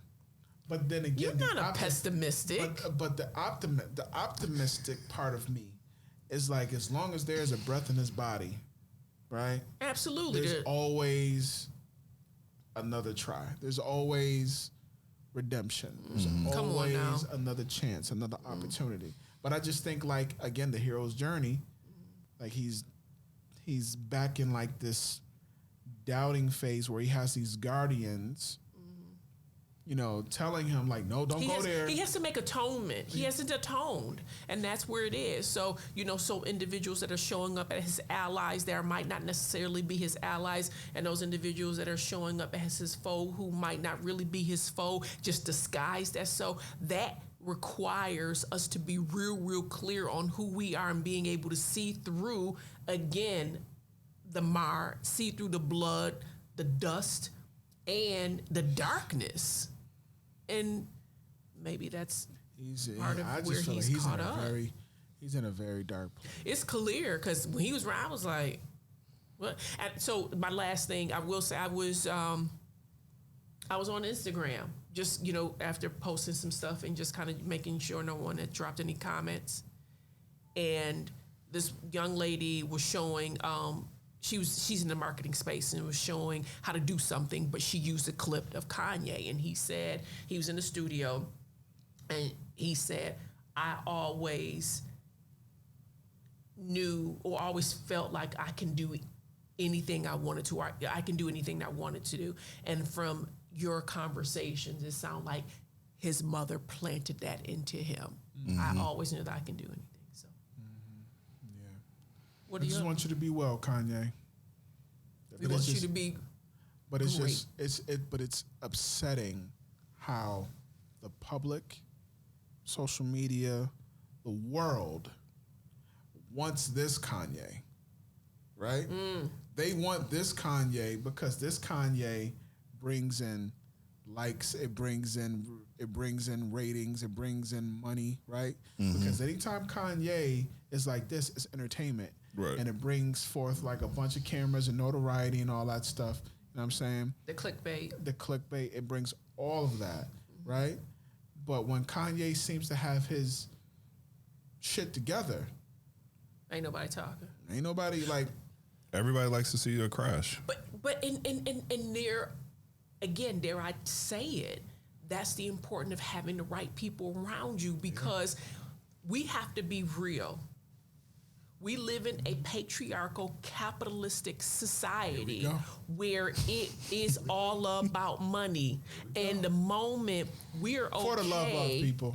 of letting individuals use our pain and our darkness for some dollars, time out on us. We shouldn't even be watching it. We shouldn't even be liking it. We shouldn't even be sharing it, because we understand what's underneath. We understand the damage of it, because if we tapped out and be like, nah, that's fucked up. No, that's wrong. He's going through some things and I'm not going to give it any energy. I'm not going to give it any attention. Then guess what they do? They're going to find another story. But the only reason why they keep coming back to your point is the fact that we are sharing it. We are talking about it. And some people, like you said, some people want to see you in pain in a crash. Yeah. Final thoughts, bro. I mean, my final thoughts on this whole docuseries, this whole conversation is, like you said, I just want Kanye to win. You know, I want him to. I don't want to say I miss the old Kanye, you know, because that's cliche to say. Sure. You know, but I want him to use his gift for the betterment of everyone. And even himself, Yes. especially himself. Yes. Sure. Because I think he realizes his impact on people, you know, and I would hope that he realizes that, you know, a lot of people really they really fuck with Kanye. Yeah. Like Saad Yeah. You have is Saad. Saad's my best friend. Man. You will never find a bigger Kanye fan Never. than this man. Never. He's a stalker.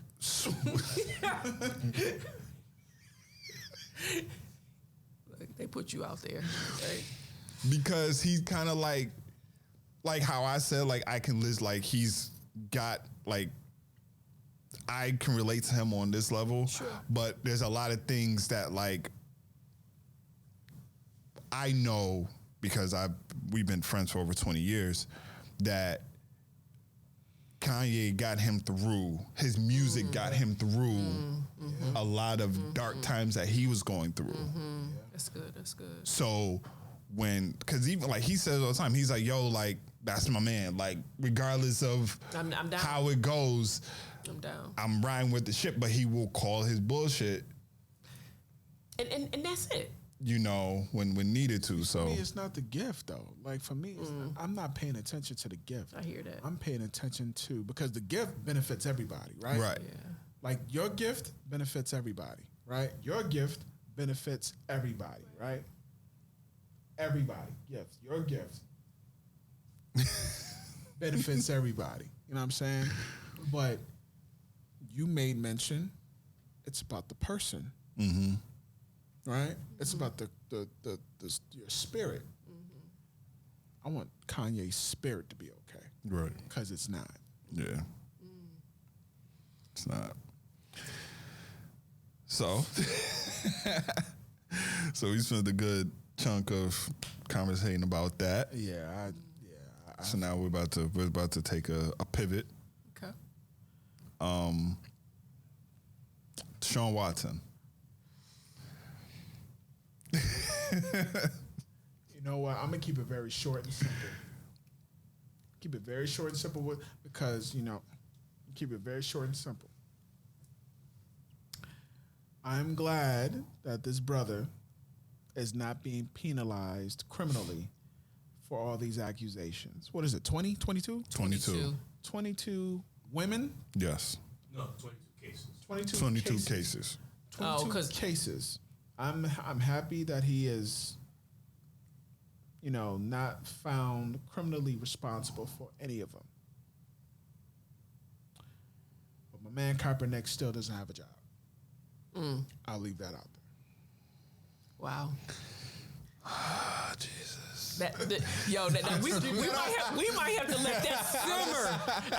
We might have to let we might have to let that simmer. It's crazy how the NFL is just, and Bills Mafia. But it is crazy to me how the NFL will overlook killers, domestic violence, rape, all kinds of shit. But as soon as someone with a brain and a conscience brings up a situation that dealt with police brutality off of people of color. Now, and the media changes that narrative to, he doesn't support troops. He doesn't support the military. He doesn't. And he's debunked all of that. And how many years has it been? I don't know. 6 years. And this man does not have a job in the NFL yet. And he is still working. He released a video yesterday of him doing He's still working. So the female, right, in the space, the feminist, and I'm certain we all are feminists.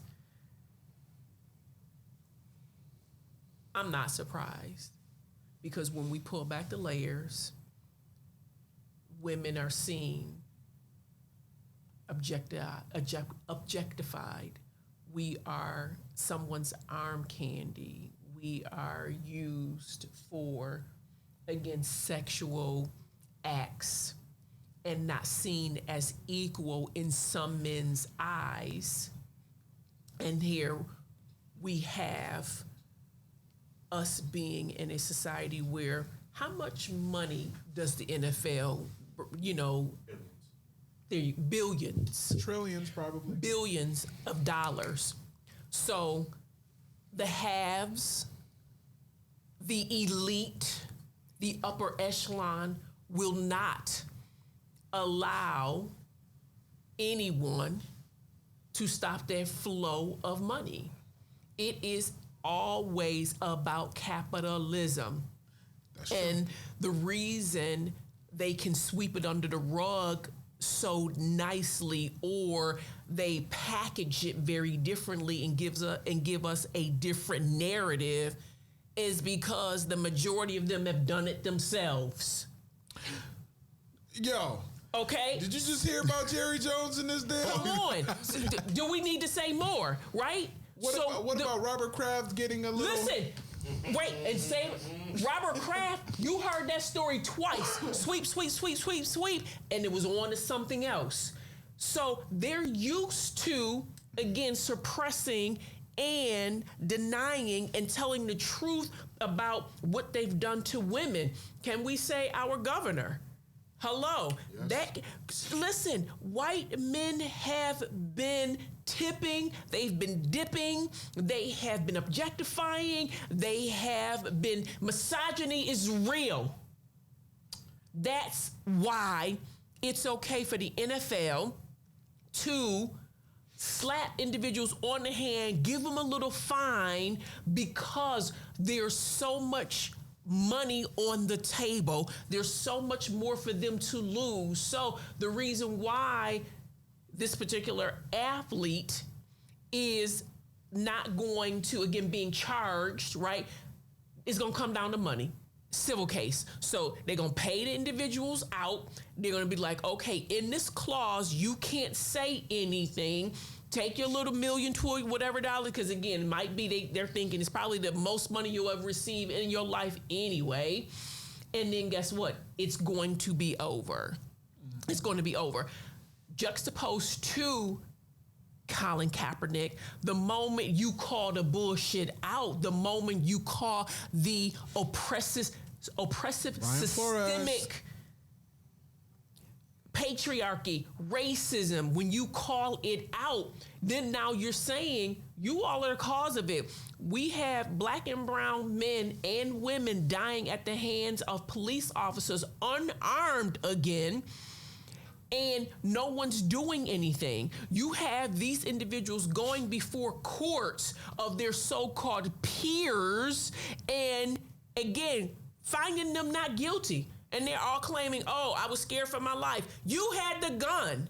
The chick that walked in the brother's apartment said she thought it was her own. What the hell? Who walks? Come on. And guess what? We give it airplay. We allow it to breathe. We allow it to have conversation, and we allow it to have some validity. So guess what? There's always a doubt. They always plant doubt in the back of our mind through media, through social media, through this narrative that they've been giving us from the top of time. And now they're thinking, oh, okay. And then, well, how many was it? Why was she in his room late at night? Did she have on a short skirt? Did she, what? All of these other things that have nothing to do with nothing. Now, let me say this. I don't believe in, anyone falsely accusing anybody of anything, man or woman. Like, I don't believe in, again, a woman shouldn't put her hand on a man like a man shouldn't put his hand on a woman. I don't believe in any of that. What I don't believe in is you violated somebody's personhood, that you should be able to walk away and get away with it because you're connected to someone, because you have money, because of your status, because of your being. Now let's talk about, again, Belinda Gates.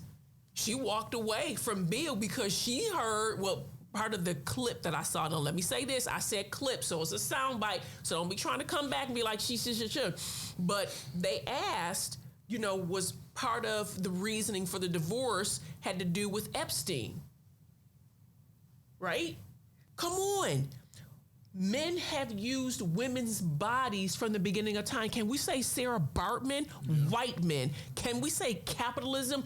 A way to make money. Yeah. So now we all are surprised and shocked that these black and brown men are doing the same thing that they see, again, white men have been doing from the beginning. So, out of all of that, is Deshaun going to get a job again? He's an amazing talent. Deshaun is still under contract with Houston. No different. And I believe they already said that Houston's already now listening to offers. Because his contract's up. He's getting traded. I know. But he wanted to be traded, so let's come on. Yeah, he wanted to get traded. Why did he want to get traded? Why? Because Houston sucks. Not only that, but why? I think it did have something to do with money as well. It has something to do with the owner too. Racism. There it is. It was the history with the owner. The owner made comments about like the inmates running the asylum. Inmates running the prison. Yeah. So then let me say this. I don't believe in conspiracy theory, but all of a sudden he say, yo, I want to work for this racist cat. And then all of a sudden the accusations come on, people. All of a sudden. Yeah. Okay, so segue. I like segue. Segue into, because you brought that up. So for the love of y'all don't know about the Chris Brown situation. So let me put y'all on. Put me on to Chris. Yeah. So Breezy. Chris Brown was accused of rape. Okay. Is this recent? We're talking recent. Yes, recent. Okay. And he was facing trial and everything. Yep. But Chris happened to still have his phone. And he had text messages, DMs, photos that she was sending him telling him All the like things she wanted to do. how he was the best that she ever had. Like they had sex. Clearly. And she was saying how, best I ever had, this, that, and the third, sending him nudes, sending him all this stuff, and he was not responding. So because he wasn't responding, She retaliated. she retaliated with saying this. Retaliation is a bitch. So now, once it was clear, once Chris Brown was like, yo, here's my phone, check it. I'm going to leave that. Check it. I'm going to leave that. And then they seen it and they was like, oh, well, your accusation is like, Everything seems consensual to me. There's Right. no language in there that says, no, I didn't want that. so it leaves, Twitter went crazy. Title 9. Twitter went crazy. Twitter was like, yo, like, she needs to be facing charges now. Defamation of character. Yep. You know, she needs to be facing charges. She needs to be tried the same way he was going to be tried. Yep. You know, Will it happen? But let's say this. Will it Okay, so happen? segue. So what's your question? Because again, I want to put something on the table as well, really quick. no. So when you had brought that up, it just made me think of that Chris Brown situation because you know we have a situation where because like you said the whole situation with Deshaun, all of a sudden he yelled, "Hey, I want out." They're like, "Oh well, here's all these lawsuits." Chris Brown situation. Oh, the girl's hitting him. Hey, this, and he's not responding. Oh, you know what? You raped me. You know, so it's like We live in a very litigious society. Let's just put it again, capital. We live in a litigious society, and like I said, earlier in my comment, I don't believe anyone should be able to or should get away with insulting someone's personhood, attacking them, raping them, sexual assault, or falsely accusing, whether it's the woman or the man. I said I don't believe that a woman should hit a man, and I don't believe a man should hit a woman. So for me, right is right. It's not about who's right. Right is right. It's not about who's right. Right is right. And if that's the case, she all the way wrong, and he should be suing her. But the thing that we know, you went back and you brought it up in an earlier segment, he's much more of an entertainment and a clickbait than she is. We don't know who she is. So again, He's the bigger fish. He is the bigger fish. So it was newsworthy when it was supposedly him raping her. But now they realize, she just got mad. She gave up the skins and he ain't hitting her back. What did Lauryn Hill tell you? You already told that. You already did that. You giving up the skins, right? And saying, because he told you he got a little bit of money, right? And I'm going to do it again. Nah, miss me with that. Miss me with that. And that's the thing. It's so unfortunate because society and social media, everybody's trying to come up on their 15 seconds of fame. Back to the comment. Where is your work ethic? Is it laying on your back? Whether you're a man or a woman. So again, I'm a feminist, right? There's a whole bunch of male cats that are doing the same exact thing. Very true. Where is the work ethic? And not only that, where is the delineation between this fantasy and reality that we live in? Right? Now, I'm not saying that we should be realistic about all things because creativity, when we, again, defer judgment, we're able to be creative, right? Because if, the Wright brothers were realistic, we probably wouldn't be able to fly over, the oceans and get from one place to the next in hours. I'm not talking about that kind of realistic. I'm talking about the way in which we treat one another, the way in which we lean into this world and take these things just because somebody is able to use a filter, because somebody is able to get a Brazilian butt thing, because somebody's able to, put a little more inches on their pipe. Like we are so enamored, with all of these painted pictures, this menagerie. Yeah, it is a real thing. Yeah, they got stuff for that. Oh God! Right? I didn't know that was a real thing. Yeah, it is a real thing. Right, absolutely. Yes. I'm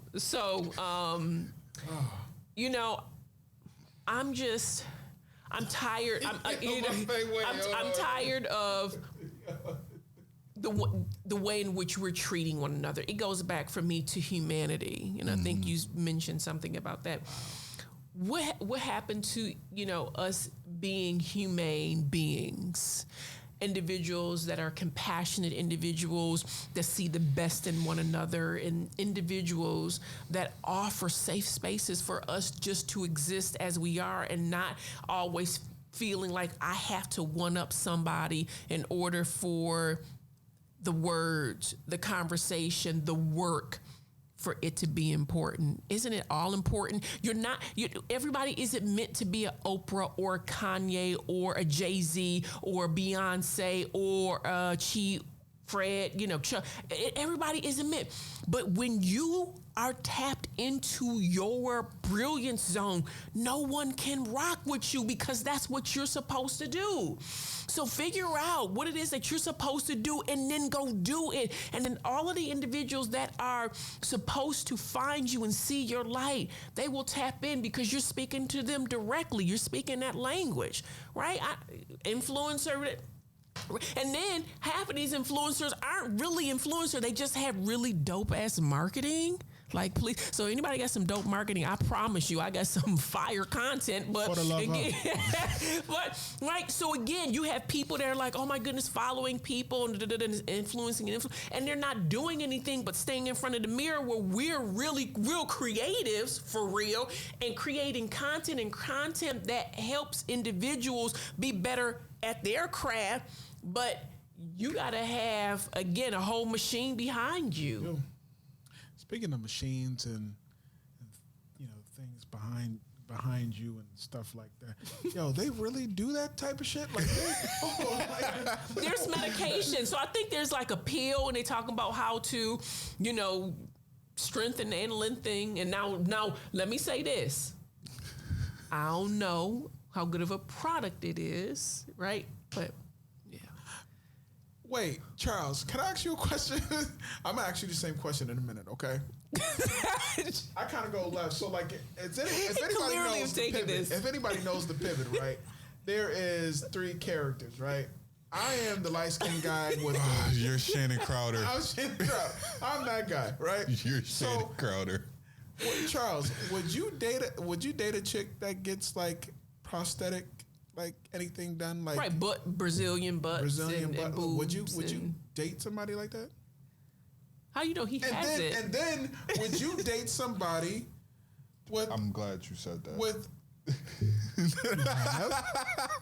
so would you date somebody who has penis extenders? So I don't know if it's necessary. Like, it's not like a PVC pipe that you just put on and add to it. There's ways, I guess a pill or something that, helps them with, again, staying erect and, elongation. Listen, let me say this. Whatever helps him be great for me.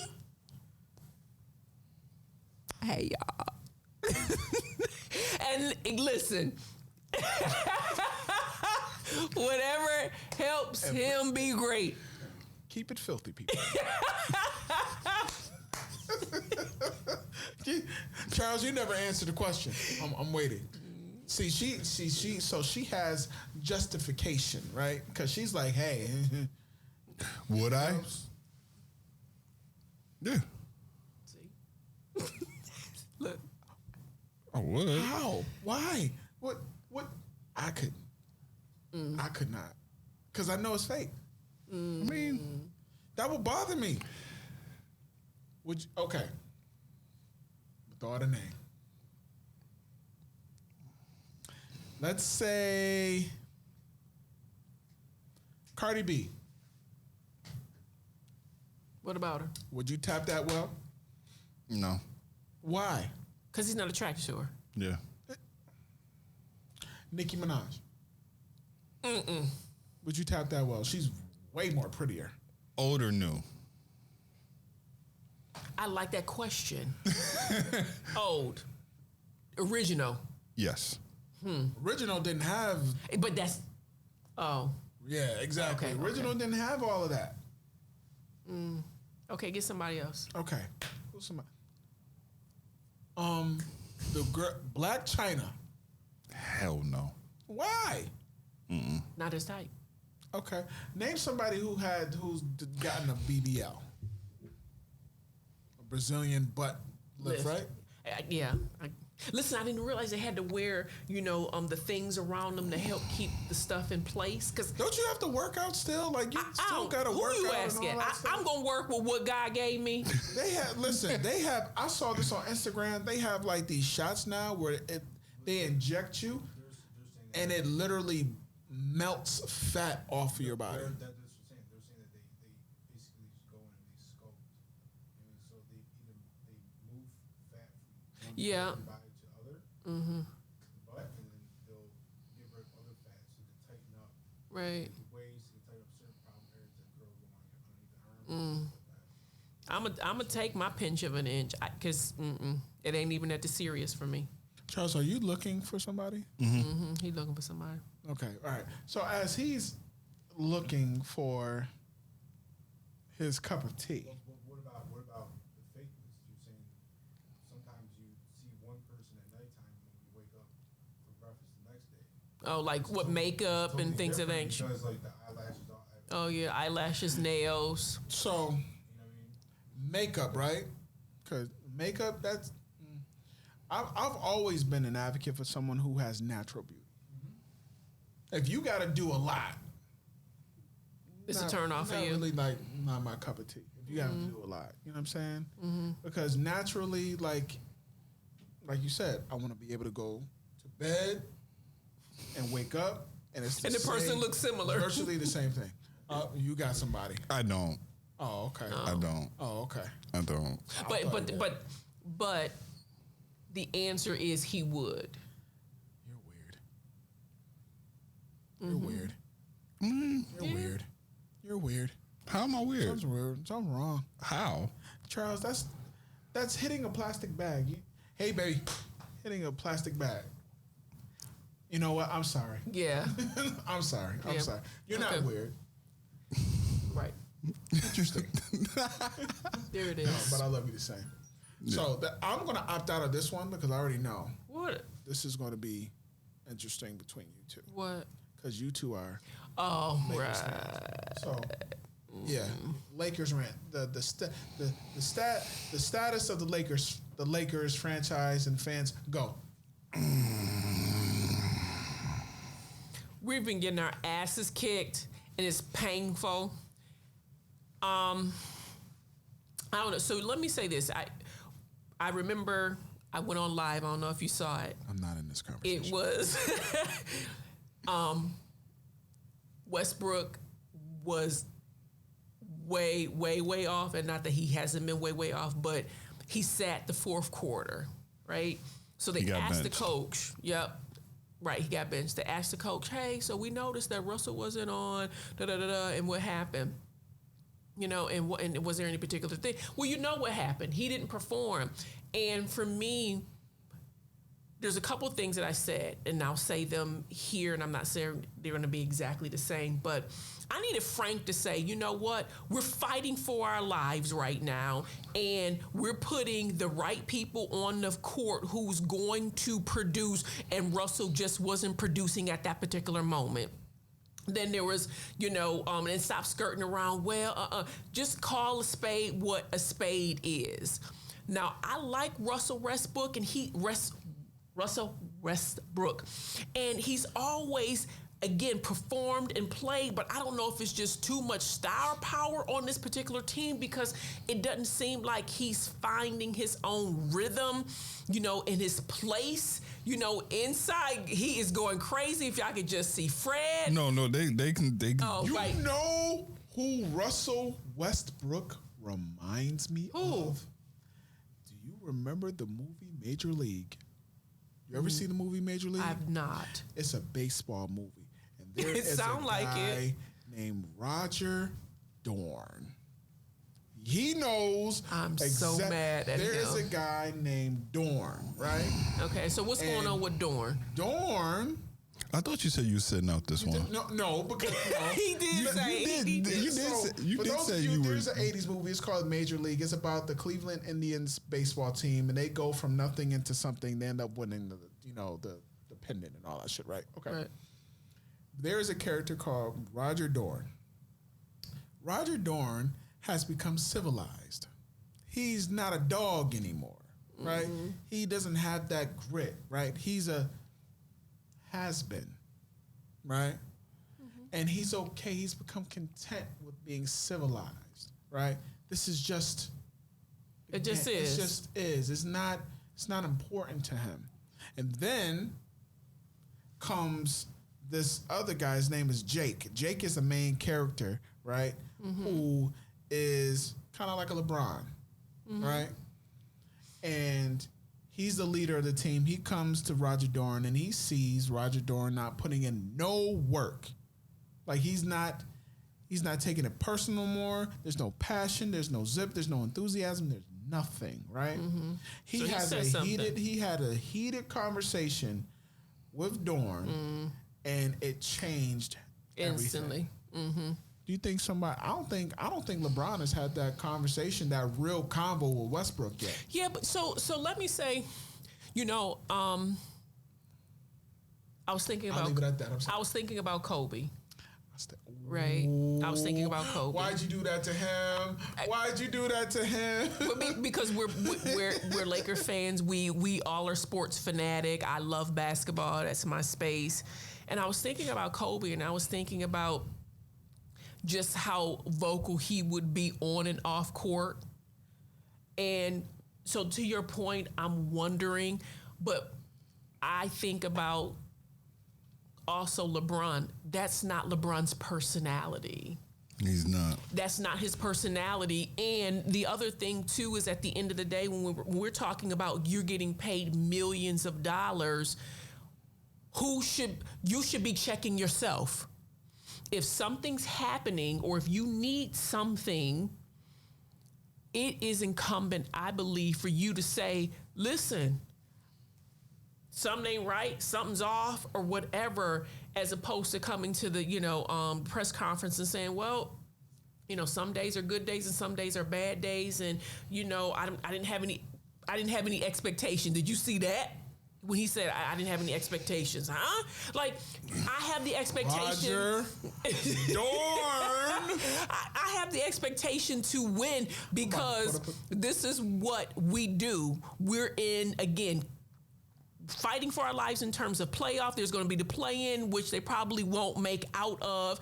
And it seems as though they're just kind of, some of them are just kind of, all right, let's just wait till the season is a wash anyway. Let's move on.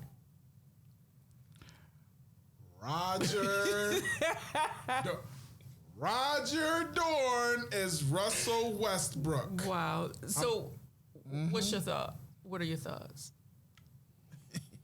What are your thoughts? Yep. And it's clear that, them putting the team together that they put together just isn't working. And, it isn't working. It isn't working. He's in pain. Okay. I'm going to channel somebody that I can't stand. Oh. No. I'm going to channel somebody I can't stand. Come to the dark side. No. Come to the dark side. Come to the dark side. Come to the dark side. Come to the... No, you chill. Come to the dark side. The Los Angeles Lakers... Come to the dark side. Stink. They suck. There's no other way to really say it other than that. Yep, they suck. Yep. Westbrook is I follow his pattern. And normally after All-Star break, it gets he turns turned on. up. Yep. He gets turned on. He just goes full throttle. Full He's throttle. out. He's killing it. He's triple doubles. Right. Everything. Yes. But you can tell once he came here, he got, I'm home. He's from LA. Yes. So I'm he's home. chilling. I always wanted to play in LA. I always wanted to play with the Lakers. Check the box. I'm here. I'm good. I'm chilling. Like you said, no expectations. I can, they could boo me. I got a kid. I got kids, wife, all that. Good. I'm set. I'm good. Like you said, there isn't no one on that team that is going to wring his head off like a Kobe. It would have been fights. It should be, but we all know that that's not his that's not in him. That's not his personality. It isn't. But he's upset because nobody is considering him to be one of the. Shut. Right. Well, I don't think that just because that isn't LeBron's personality, to check up. No, you know what? Whether that would eliminate him from the conversation. They're just different approaches. Right. Hold on. Here we go. Next season, because we all know what's about to happen next season. Mm-hmm. He's getting that. He's getting that record. He's getting the scoring record. But nobody cares. No. I care. If he gets the scoring record, it will put a lot of your people to actually have that conversation, because guess what? Just like we said, LeBron is not in him to do that. He's not a scorer. LeBron has played for 50 fucking years in the league. Thank you for the exaggeration. All I'm saying, even though you said you wasn't going to be in this goddamn conversation. I'm not in the conversation. Because y'all talking about Westbrook. I brought up LeBron. Because I said LeBron should be that person. Yep, to wring his neck. And he's not.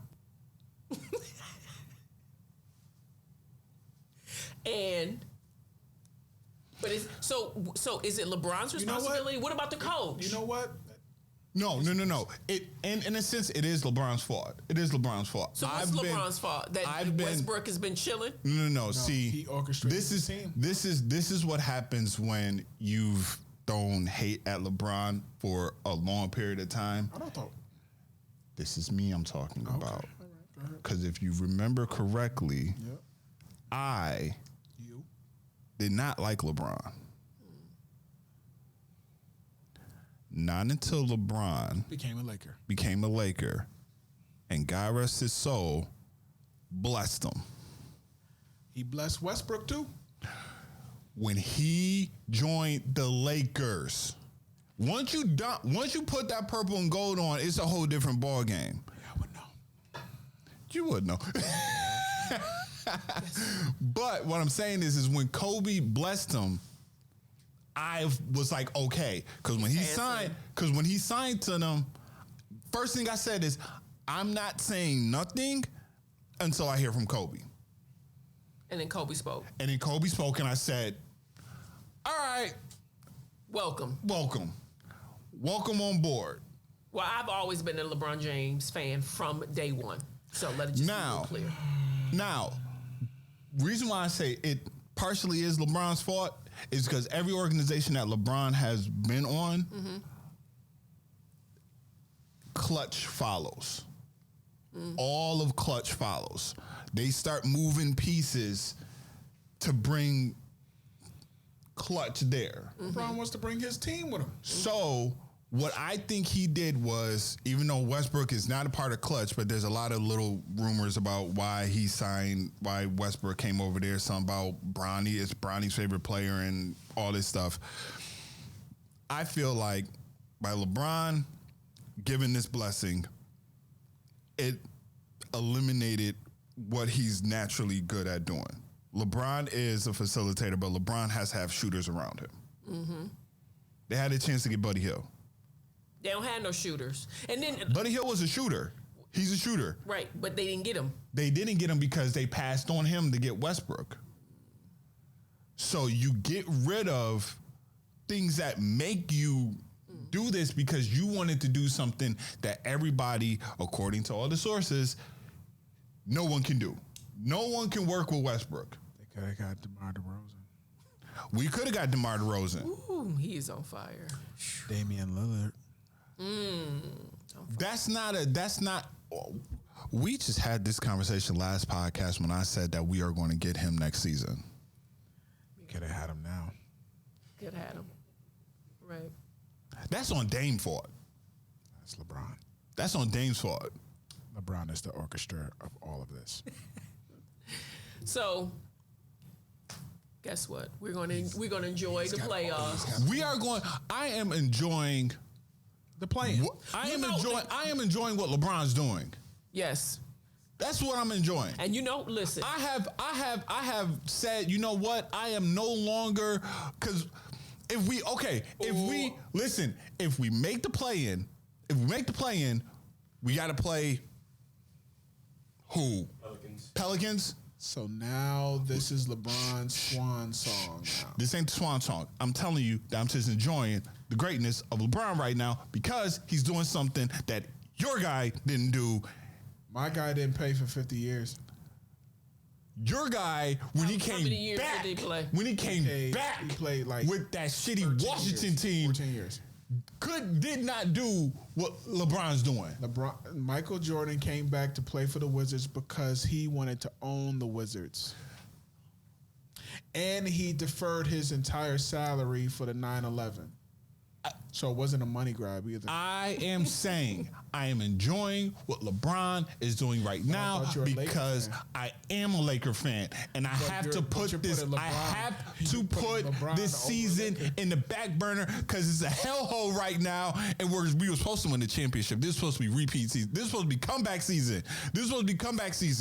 God damn it. Ladies and gentlemen, So it's comeback season. I got Anthony Davis who don't know how to stay healthy. you are now witnessing Charles putting LeBron over the Lakers. You got Anthony Davis who can't stay healthy, who decides that he wants to be 6'10" and wear low top sneakers, let alone, God rest his soul, you got Kobe's on, and Kobe's have mid tops. He should be wearing those, but he's not. Tamara? But he's not. You asked for this. I told you I was going to do this, God damn it, and now I'm about to do it. and there we have it, folks. Next subject. So this is the rant. Okay. if we do play-in tournament, who we gonna face? Pelicans. Okay, we get past Pelicans. Then who we got to face? Phoenix. Get the fuck. Devin Booker going to destroy. Or if we face Golden State, Steph Curry going to light us up. You have to make it to the play-in. My point exactly. But if we do make it to the play-in, we play Pelicans. We beat Pelicans. Okay, cool. First round exit. Pelicans, and then you face whoever wins out of 7th and 8th place, or whoever loses 7th and 8th place. So that would be Okay. Minnesota and Clippers. Minnesota or Clippers. And we face the Clippers, good. We're going to beat the Clippers. What about Memphis? Memphis is the 3rd seed. But they might be second because the Warriors are really. Memphis Grizzlies, Ja. Like when I tell you Ja, his athleticism is crazy. That is Allen Iverson reincarnated. It is, but with a higher IQ and better. When I tell you, Your boy Jay Will went on record and said that I know what he said is a baby AI Jordan. He said that he is Jordan. He said that he is Jordan in 91. I'm in 90. This has been great. This has been So in the meantime, / for the love of. If y'all want to plug y'all stuff, y'all can. I can't believe he just said that. No. Exit stage right. You just really pissed him off. You know what? We out. Let me ask you this. You asking him, he not even here. No, because he's still there, goddammit. I'm gonna ask you, no. Would you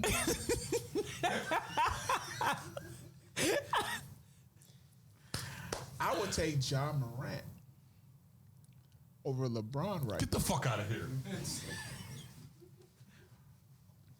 How many times LeBron can't score 50 points every game now? But look, LeBron can't carry a team. But listen, neither can Ja. No one could. Michael Jordan couldn't carry a team either. LeBron cannot single-handedly carry a team. That time is over. He needs a team, and the team that he created is the one that's falling down right now. It is. He wanted Westbrook. We agree. Got him. Carmelo. Got We him. agree. We're agreeing. Anthony Davis. Let's keep him. Anthony Davis has been injury prone. He's always been injury prone. Yes. And because he's in a bigger spotlight now, it's polarizing. It's now Do you think plastered he's all going over to the be place. another Grant Hill and Derrick Rose? Wow. Ja Moran will be. No, I'm talking about Ja Anthony Moran Davis. will be. Ja Moran, if he keeps his Ja explosiveness. Morant has already been injured. Yes, already been injured. And came back phenomenal. Already been 3 times? injured. No, he's been injured once. That's been 3 times. Oh, Ja Morant? Yes. Okay, well, Ja Morant has been injured and still look at the result. Okay. Still look at the result. Think about D Wade. What about you can't compare that. No. But D Wade, his first few years was taking hits, hitting the ground, similar to Al Iverson. That's what they used to say. And then look at the toll that it took on him in the long run. Look at the toll that is being taken on LeBron James. You know what? Let's end this conversation because your eyes twitching. No. His whole fucking... Look in the Shrek. Now my eye twitching. No, look, LeBron, all I'm saying You just is... said we were gonna transition. Come on, because that's gonna lead into something else. So My wife about to kill me. right. So then you know what? Go and get out what you need to get out. If you want more information from them, let them plug their stuff right now. For the love of, at Instagram. Your favorite FTLO Yes. at Instagram. For the love of, Yes. we have right here your favorite campus uncle. who is trying to hold my brother accountable for these fucked up Lakers that he supports. And just now has put LeBron over the fucking Lakers. I will never put. You just did. I'm enjoying. You just I said- am enjoying what you he's just doing said- because he's the only player in what we get. our team right now that is actually doing something. Other than Houston, when he decided to pass up on that Oh. shot. Yes. Why would you Yes. mention that? I would mention it because I was pissed off with that play. I was like, John Morant would take that shot. Of course, Ja Moran would take that shot Russell Westbrook would take the shot. and hit a fucking brick. But he would take the shot. He'll hit a brick. He'll take the shot. I'm going. it was amazing. We had a great He time. would take the shot. Thank you so much. They duked it out. He would take the shot. Shot or no shot. We Would want you guys take the shot? have an amazing day. Would he take the shot? He would take the shot. He would take. We would take the shot.